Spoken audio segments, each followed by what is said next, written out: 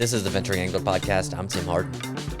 In this episode, we're chatting with John Hudgens of the Anglers Academy. John is an angler, a guide, and an all-around outdoorsman who has traveled throughout the world, fly fishing some of the most exciting destinations, but is now more focused on teaching skills to new anglers.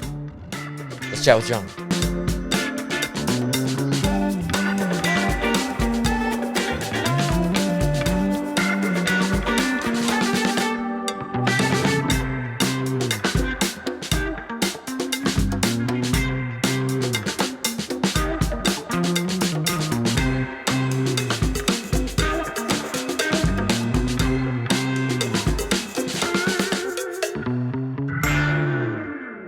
Okay, we're here with John Hudgens of the Anglers Academy. John, welcome to the Venturing Angler Podcast.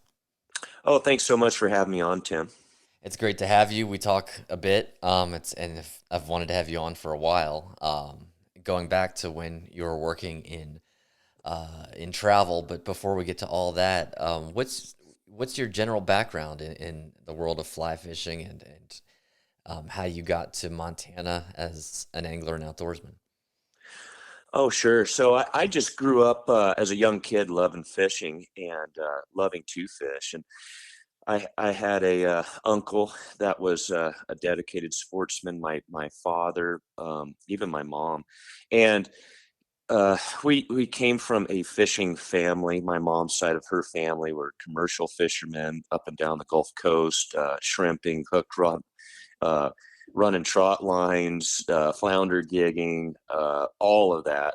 And, for good or bad. But I grew up around the fishing community, the fishing world, and knew that, there were fishing guides out there that made money. And so since a young age, I just studied fishing and wanted to be one of those guides. That was not necessarily fly fishing back then. It was just mainly harvesting, netting, trot lining, gigging, rod and reel, bait fishing, whatever it took. But eventually, my family moved to Colorado when I was about 12. We started fly fishing there, and then I got so into it, I applied for jobs up in Montana, Wyoming, Idaho for my summer jobs, and through high school, and got on with Bob Jacklin's Fly Shop at a fairly young age through high school, and spent my summers up there, and basically just never left the state of Montana. I have lived in Idaho, and I've lived in Oregon, lived in Wyoming a little bit. So I've moved around the West, but always had a home here in Montana that I branched out from. Were those other places that you lived, was it the outdoors that took you to those spots? It was, yes. I studied fisheries biology in college at the University of Montana over in Missoula. And so right out of school, I worked as a seasonal, um, I wouldn't say biologist, but I was in that department. So I was a seasonal worker in the biology world, and moved around job to job on the off season of guiding. So a lot of that work was actually working with steelhead in Oregon and in Idaho. Would So it was your experience in Colorado that moved you toward fly fishing. Yeah, Colorado was just kind of. I was introduced to trout fishing, cold water fisheries. That's what we had near my house. I lived fairly close to the South Platte River. My mom would be able to, drive down the road, drop me off for the day. I could ride a bicycle up and down the river. She'd pick me up at a certain hour, and I did not start off fly fishing. I was just actually fishing, kind of more cane pole fishing, with worms and hoppers and anything I could find, to use as bait. But eventually, I saw a bunch of people fly fishing and saw some really good anglers there, and that led to my, and curiosity to use a fly rod and how does it work and what were they doing and that sort of thing. Similar for me, I moved to Colorado when I was 18 and I knew in advance of moving there that I would get into fly fishing. And then when I was there, I initially used a light spinning rod, and like MEP spinners and stuff, and then really saw that fly fishing was the way to do it. Um, did Yeah, for me, fly fishing was just the next step to take, and I knew I loved fishing, and I was, no one's ever mastered fishing, but you get to a certain spot in your career of fishing where you want to up the game a little bit, and I thought that next step for me was to use a fly and to use a fly rod um, and to get away from bait and hardware and learn more about the sport. I think a lot of that would be similar to how someone may be into big game hunting with a rifle, and over time they gravitate towards using a bow. And there's no doubt you got to know a little bit more about the animal. You got to know a little bit more about the terrain to get close enough to use a bow. And I think that's pretty similar with a fly rod. You need to know a little bit more about that fish and the ecosystem to actually use the rod correctly and get close to those fish. So you mentioned that it's you can't really master fishing, but I've always known you to be someone who's very focused on skill development and advancing your game and getting better. Would you say that the angler that you are now has been impacted by your experiences growing up doing fishing and other outdoor activities that were not fly fishing? for sure, Tim. I mean, any sport that you get into and you really love it, I think it's just human nature to become passionate, study it, look up to people that are better than you, ask questions, read about it. Whatever your way of learning is, maybe just being silent off to the side and really, really studying what people are doing. Um, Creates a better sportsman, a better angler, a better writer, a better whatever you're pursuing. So no doubt, I was just so in love with fishing, and I was so lucky to have family that was into fishing. We did it so often down there on the Texas coast, and later moved into stock ponds and bass fishing and throughout the state of Texas and people's properties, and then moving to Colorado and watching some of the first fly anglers that I ever saw successfully catch a bunch of fish in front of me. And all of that I studied and because I was so in love with the sport. And I think that anyone that has that sort of passion towards whether it's soccer, golf, or fishing, always is trying to improve. And the best way to do that is through coaches, mentors, reading. All of those things contribute to learning a little more. And um, it's just that was just my passion as a young kid. Some people wanted to grow up to be doctors. Some people wanted to be, attorneys or maybe the president of the United States. I wanted to be the best fishing guide I could at a young age. So I was able to just have that in mind and always stay focused that way. So when you came to Montana, were you initially working as a guide, or did you work in other areas of fly fishing first? Oh, when I first came to Montana, I was in high school. I got a job with Jacqueline's Fly Shop. I was 15 years of age. I could not even drive at the time. So um, I had a, I guess, driver's permit. But anyway, no, I was not a guide. I worked in a fly shop, and that was a great way to learn the area, to learn the players, to learn all about where your put-ins and takeouts were, all your fishing accesses, all your different variety of options. Um, in of course, even when I became a guide, it's not like I had that all dialed in. I still am learning to today, but at least I had 4 summers before guiding my first trip of really studying the area and fishing daily and being kind of in that culture and in that mix of who fished where, how was it, and learning as much as I could before taking my first client fishing. When you started guiding, what waters were you? I was primarily around Yellowstone National Park, and the main river that we really worked on was the Madison River, the Upper Madison. So between, say, Quake Lake and the town of Ennis. Um, that was our out of West Yellowstone. That was kind of our main river that we used to drift boat. And people back then tend to book fishing guides for the use of a drift boat. Um, it wasn't that long ago, it's kind of late 90s, but guiding was not as popular as it is now. People weren't spending the money on guides. It would be pretty common back then for a family to come out to fish for a week, and they might get 1 day of guided fishing.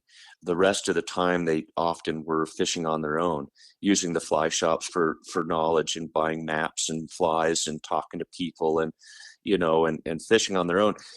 That culture's have changed a little bit. It seems like people aren't visiting the area unless they have a guidebook. And back then, I just remember people being a little more frugal with their money, even though guide trips were $250 to $300 range.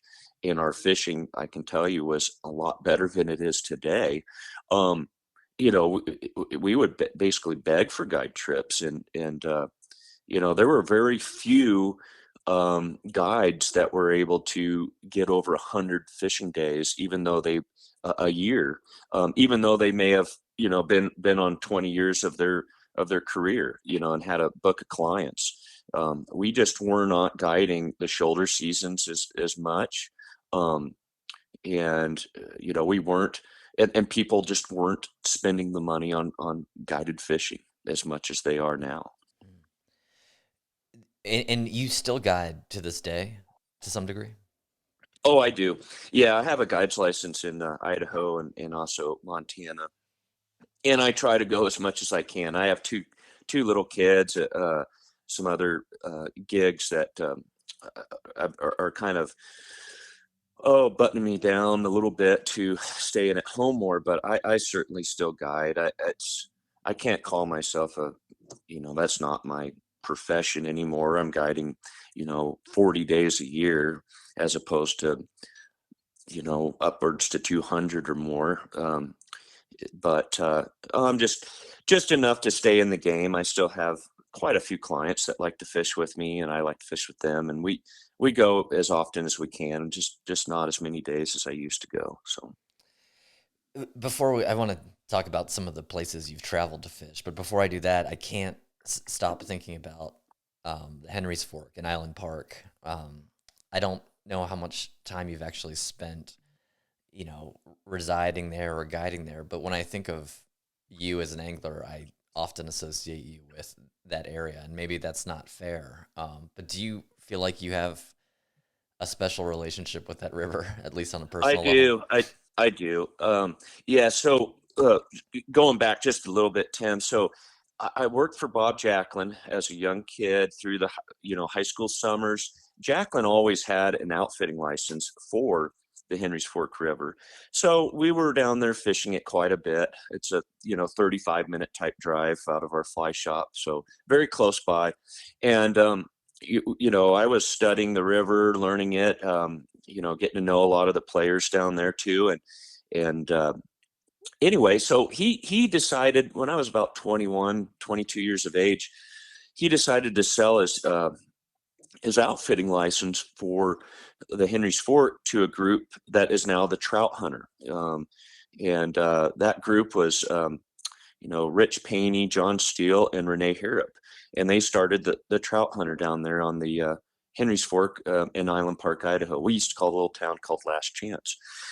So when that happened, when Jacklin sold his outfitting license to those guys, I did continue to work, I think, one more summer for Bob as a guide, but not having an option to guide on the Henry's Fork. I felt like I was a little hamstringed. Just that's the river I really wanted to be on, and so I then took a job the next year for Mike Lawson's fly shop, which is Henry's Fork Anglers, and I sort of had my start there on the Henry's Fork with Mike Lawson. Though I guided a few days prior to that through Jacklin's, I wasn't on the river like I was for Mike. And Mike's operation was great. We had opportunities to guide not just the Henry's Fork, of course, but we guided on the South Fork of the Snake River, the Teton River, the Madison, and all of Yellowstone National Park. So that was a great, if for a guide that really wanted to have a lot of options available for their clients. That was a hard business not to be a part of, because of all the options. We have really, there's just very few businesses in the West that have those kind of permits and opportunities to fish different waters. So I went to work there, and I bought a house there. I started living down there, and later worked for the trout hunter, and also have worked for Big Sky Anglers. So I've moved around in the community down there a little bit, but anyway, Henry's Fork is basically the river I guide and the river I know best. What is it? I mean, we have such an abundance all around us. What is it about that river in particular that you love so much? Well, I love the variety of the river. I love that you can be in a canyon, nymph fishing or fishing a big attractor fly dry blind. Then, a couple miles down the road, you might be on with a 14 to 16-foot leader watching for rising fish and trying to play that game. You can move down into the lower river where you got a little of both going on. But basically, you can now take an angler of a brand new angler to an advanced type angler and show them an interesting day. And so, unlike some other rivers where it's the same old thing, the Henry's Fork, there's so many varieties to the water type, the seasons, the bugs, the hatches, and technique of how you could fish it, that you could really show someone something every day of the season, and cater to their interests and their skill level. Yeah, I know that, especially for you, I think that as an angler, just how challenging you can make it is a fun aspect too. I've heard others echo that also. Yeah, you don't get the variety so much on the other rivers. Yes, everyone goes through some hatches and some dry fly fishing opportunity. Everyone has parts of the season you're better off nymph fishing, or that's the only option for successful fishing. Sure, everyone has opportunities to throw bait fish and streamers and swing or strip them. Um, we just have different water types to pursue. It's the Madison, as great of a river as it is, it's termed the 55-mile riffle, and it sort of keeps that characteristic for 55 miles. Whereas the Henry's Fork, you go through a canyon, you go through miles of Spring Creek-esque type water, you go through other canyons, you go through lower rivers that are braided up, little islands and channels and gravel bars and flats, a little mix of everything. So you have a lot of variety. You have a lot of water temperature variety. So that's a different characteristic than other rivers. Some rivers are fairly consistent with their water temperature. So, it moving 40 or 50 miles up or down, you might see a water temp change 3 to 4 to 5 degrees. On the Henry's Fork, we have a lot of these little check dams. We have Spring Creek influences. We have some major rivers like the Fall River that comes into the river at the lower end. A lot of these factors will change your water temperature. So what that means, Tim, is that you'll have, bugs hatching in unique spots throughout the season due to water temperature. You'll have places that are blown out, places that are clear, places that are giving you salmon flies, while other places are giving you mayflies or whatever. So really, you can once you know the river that way, and I still am learning, of course, everybody is, but you could ask an angler, would you like to fish to fish that you can see that are rising and challenging, and or would you feel more comfortable throwing blind down a bank or something with something big that you can see that maybe you can mend, get away with a little bit more? Um, and so those kind of things we can sort of cater to clients' expectations, their skill level, and really what they want to get out of the day. I think other rivers, I'm not going to say good or bad things about the other rivers, but the guides aren't given that opportunity so much.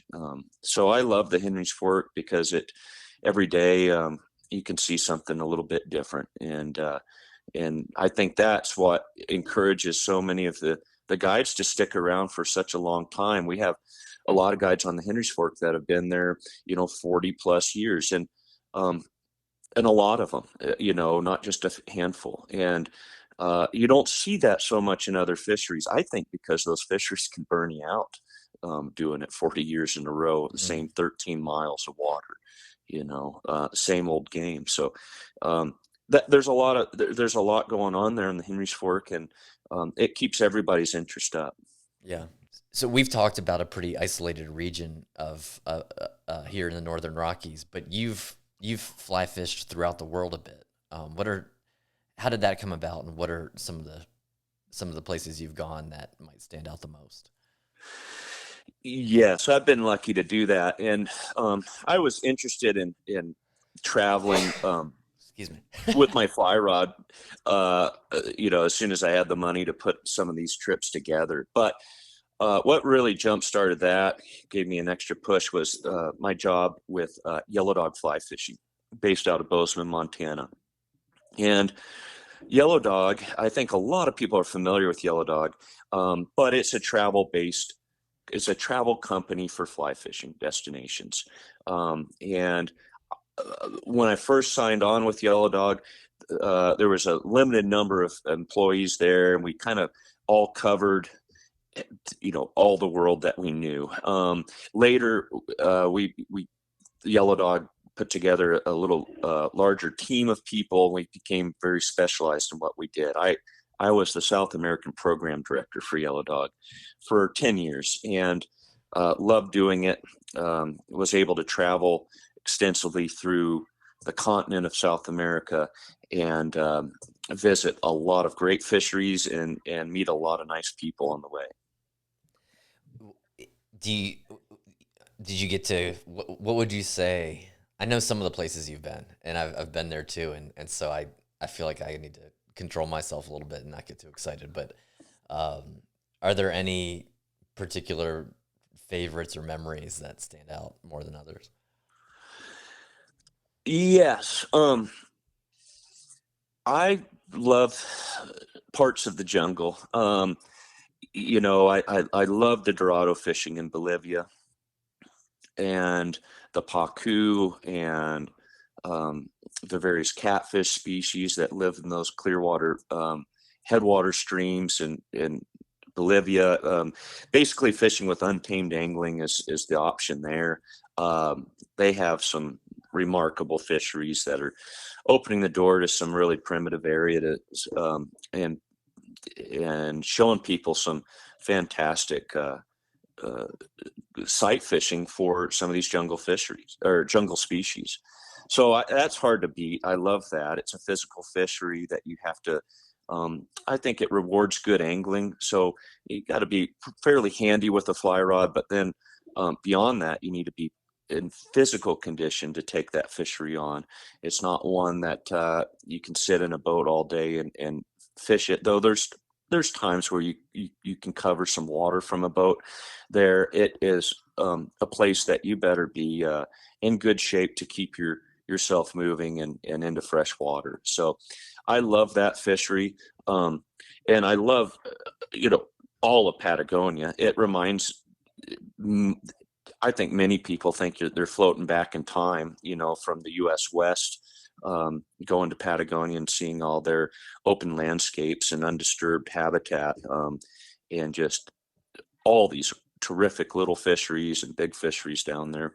Um, so I love all that too.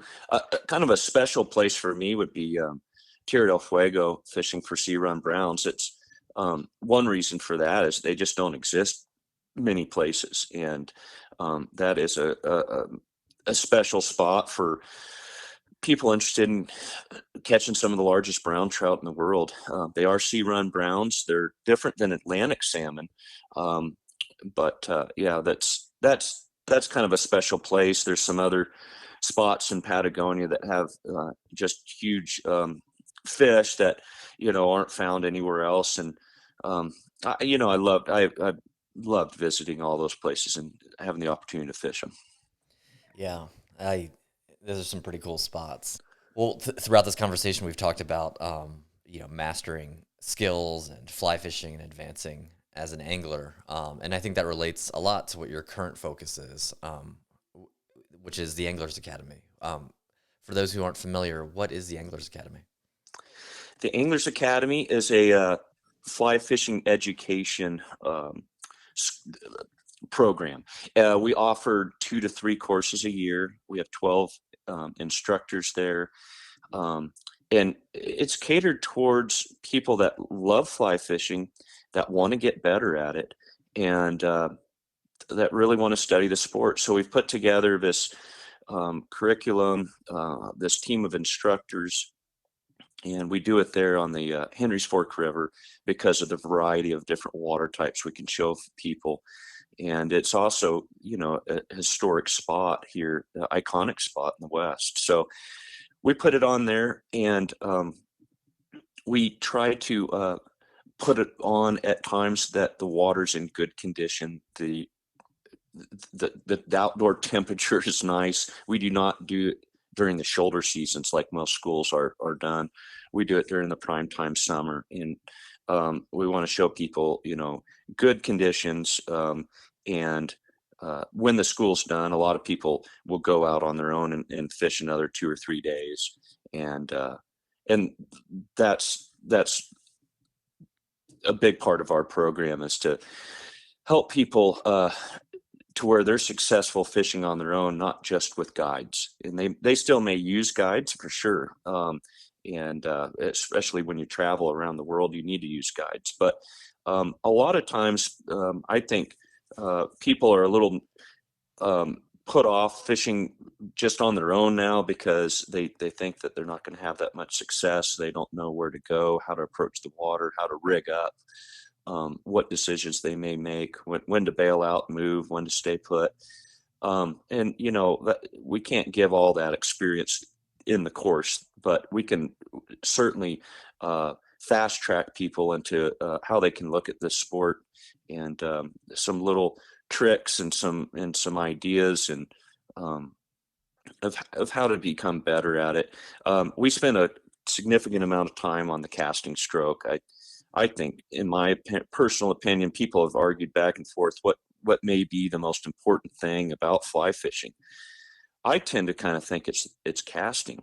I think that's what fly fishing is. And once your cast is good to excellent, you're just putting yourself in so much more successful situations. You don't have to worry about that part. Now you're able to concentrate on, the fishing aspect of it.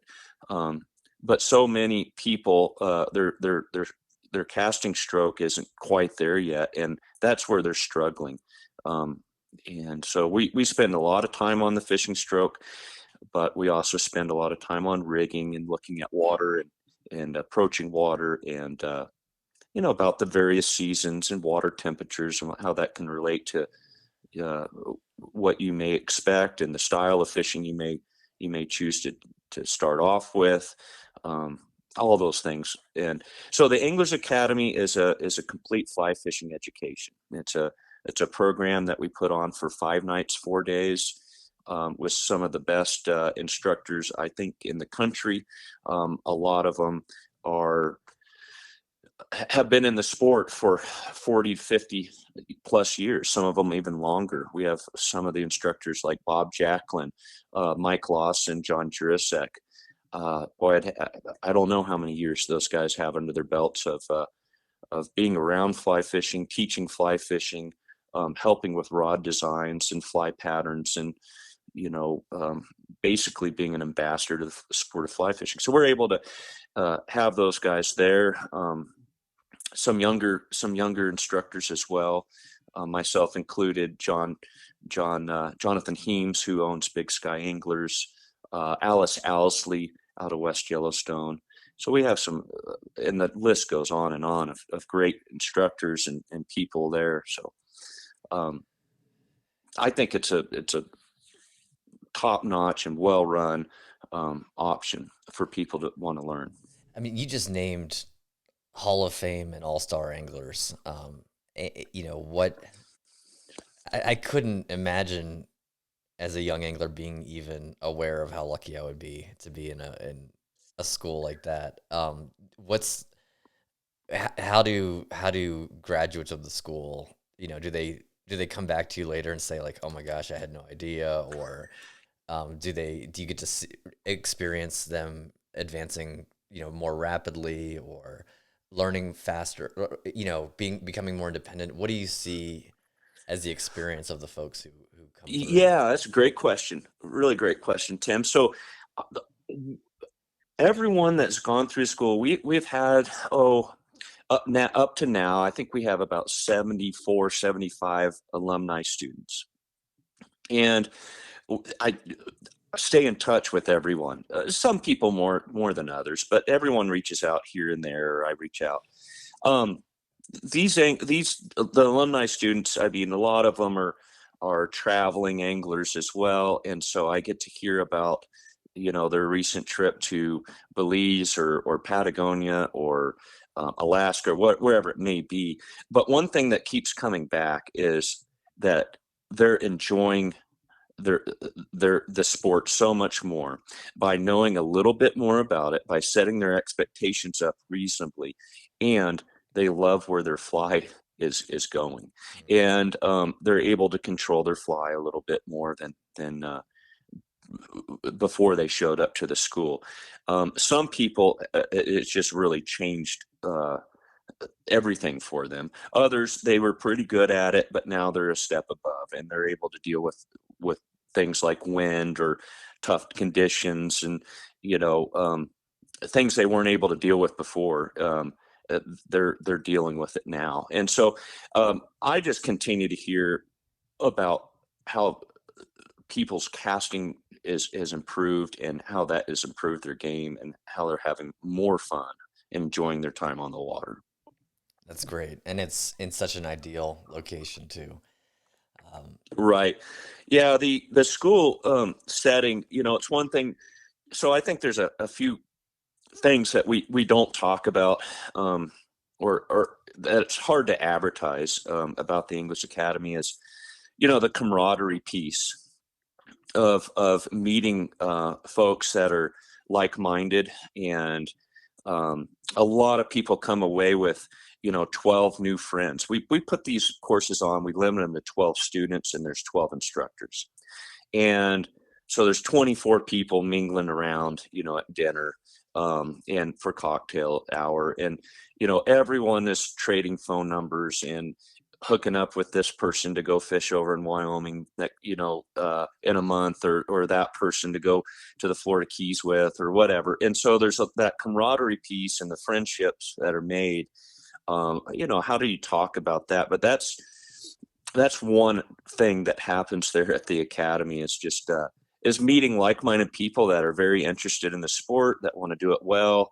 Yeah, that fish quite often, that want to share some you know, some of their fisheries and their experiences with others, and invite them to travel with them or go visit this place with them. And so that's something that's pretty key. The other thing is, um, for the students, they have 12 of these instructors they know well now, and they can reach out to Mike Lawson and ask him a little bit more about tying that particular fly, or they could reach out to John Jurasek and brush up on their, you know, double haul or something they're falling short on their casting stroke. They could call myself and ask a little bit more about fishing in Patagonia, or we have a New Zealand, we have a Kiwi on staff, Simon Chu. A lot of our students travel to New Zealand to fish, so now they have someone they know well. They can ask Simon those questions about setting up their trip to New Zealand. Jim Klug's part of our staff. He owns one of the owners of Yellow Dog Fly Fishing. So, um, anyone that's looking to fish somewhere they've never been before, wants some help there. They know Jim personally. They give him a call. Jim takes good care of them. So all these all these little friendships and contacts and such, that's something we don't talk about, but people get out of this school is just they're shaking hands with all these folks, and students shaking hands with other students, and all these friendships are made. So that's probably one of the coolest parts of the fly fishing school. That is cool. Where can folks go to learn more about the Anglers Academy? Sure, they can. We have a little website that kind of paints a picture of what we offer, where we do it, and it is theanglersacademy.com. So THE anglersacademy.com, and they can also reach out to me. My contact information's on that website, but my contact information is John, John John at theanglersacademy.com. Great. And then for those who want to follow on social media, on Facebook and Instagram, it's at the Anglers Academy, and then Twitter, it's at Anglers Academy. John, this has been a great conversation. I've known you for a while, but it's been nice to hear a little bit more about your background, and thanks for coming on. Hey, thanks for having me, Tim. Appreciate the opportunity.